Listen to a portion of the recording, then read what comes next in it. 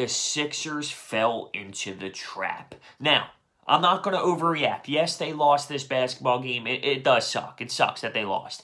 But I'm not going to overreact. You're down Wilson Chandler, who's going to be out 2 to 3 weeks, and we probably won't see him until after the All-Star break. We're down J.J. Redick from a planned rest day. And we yell at this team all the time about how depleted they are with the depth of this squad. And you take away 2 of their starters, it's a hard task. It really is. And it was kind of lined up this way. It seemed like it was going to be lined up this way. Now, this was a trap game. It was a trap game. You play the Golden State Warriors before. You play the Toronto Raptors after. You kind of overlook a squad like this. That's tough, but it was a trap game. It was set up that way, and the Sixers did fall tonight. In reality, it didn't seem like we should have even had a chance to be involved late. Now, we were. Jimmy Butler had a monster fourth as he scored 18 points in the fourth quarter.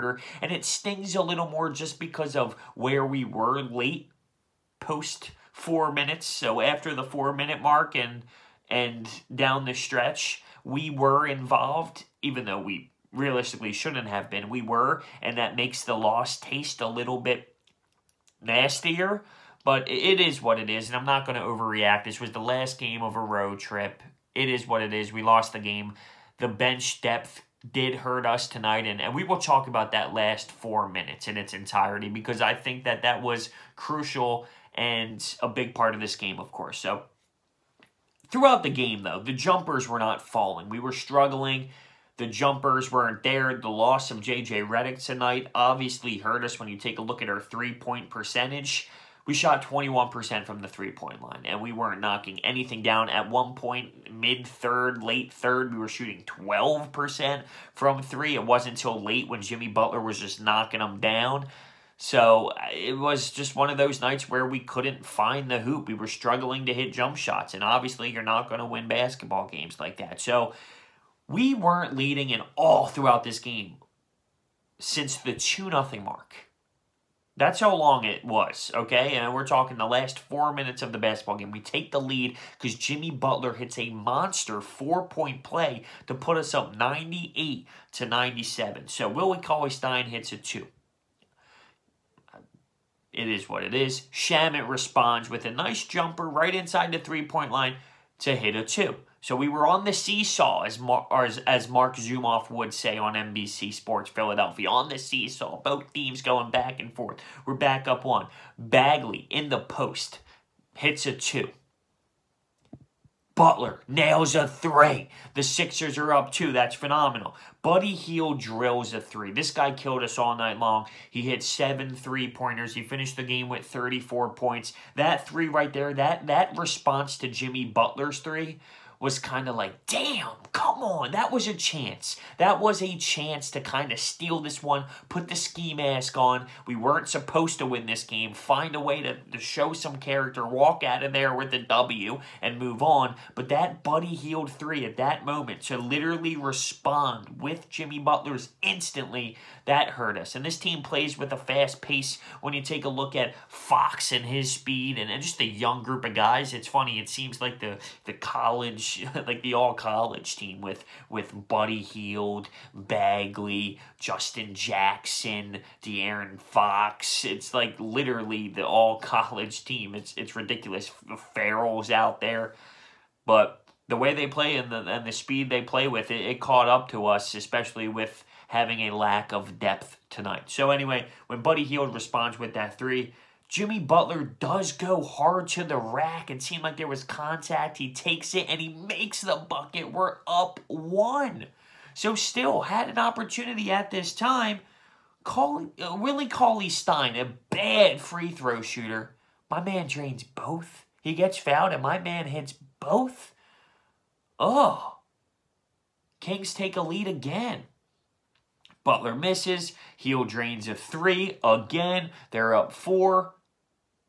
At this point, I didn't have much hope that we'd be able to do it. The Sixers out of a timeout. Double team Fox, which was executed perfectly. Ben Simmons looks like he makes a nice steal, and I'm thinking, all right, we're still alive here. Fox keeps it, makes a spinorama, throws the ball up, and then 2 offensive boards later, they take a 6-point lead. Jimmy eventually does hit a 3 to cut it to 3, but we couldn't really take it and grasp it and move forward. So that 4-minute stretch there, the Sixers had a chance. They really did. They were up, even though they shouldn't have been. They didn't play a good enough game all night long, but when Jimmy Butler keeps you winning, hits 4-point plays, hits 3-pointers, takes it hard to the rack, gives you 18 points in the fourth quarter, that's what he was brought in to do, give you that opportunity, and we just weren't able to do it. But one thing you need to realize is when Shake Milton is getting a look with 1 minute and 30 seconds left, that tells you a lot about what you have. Shake Milton was in the ball game, late minutes, late brutal minutes into this game, the most important minutes of his NBA career, and with 1 minute and 30 left, he got a ball that was kicked out to him. He was kind of hesitant to shoot it. He tries to drive it, and he misses. But you know, it's what happens when you have 2 of your starters out of the game on a team that already has issues with the bench. So when you take a look at the supporting cast today, there really wasn't anything there to hold on to. Jimmy gave you 29, 7, and 4. Ben, another monster night, 22, 8, and 4, and he was good again defensively.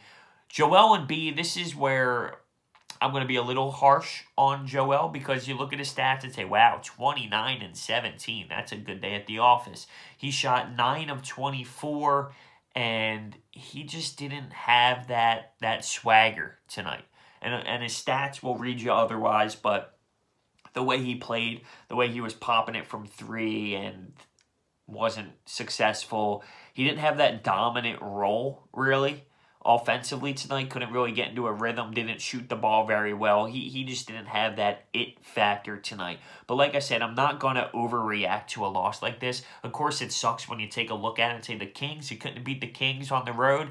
Yeah, and when you have a lead late, yeah, but you're depleted. You're in the middle of a Golden State Warrior emotional win and a Toronto big game, and you're on your last game of a road trip. So it's not the end of the world. It really isn't. I know it would have been nice to snag the game, but the team just didn't have the all-around game today. The jump shot wasn't falling. I didn't think we had a good offensive scheme going, and throughout the game, you're giving up 13-0 runs, 10-0 runs. And a lot of that happened when TJ and Ben were on the floor together, and I know that's been getting criticized a lot.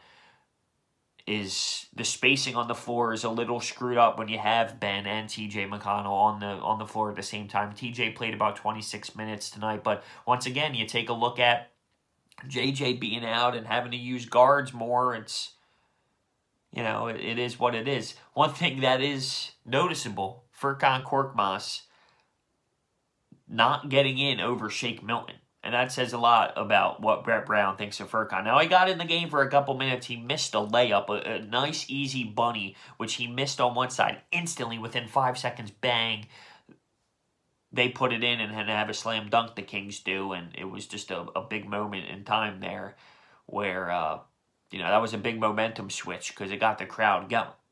They play fast. I mean, that Kings team really does play with a fast speed, a fast burst. It's tough to keep up with those young, recent, new NBA players that they all have there. The all-college pro team, as I see it. But, you know, the Sixers have enough that they should be able to win that game normally. Tonight just wasn't their night.